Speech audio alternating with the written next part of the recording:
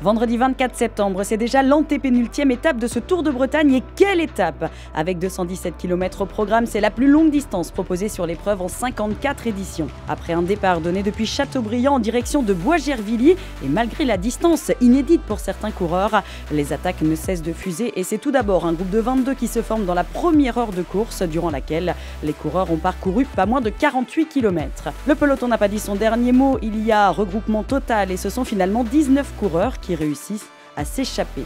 Et il y a du beau monde dans ce groupe de tête avec notamment 4 coureurs du top 10 du classement général. Jean-Louis Leny du team WB Fibolia Locminé 4e à 9 secondes ce matin.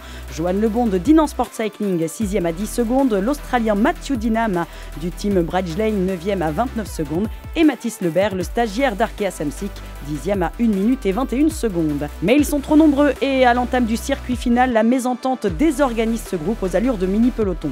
Des 5 minutes qu'ils ont pris d'avance durant l'étape, il n'en reste désormais plus que 2.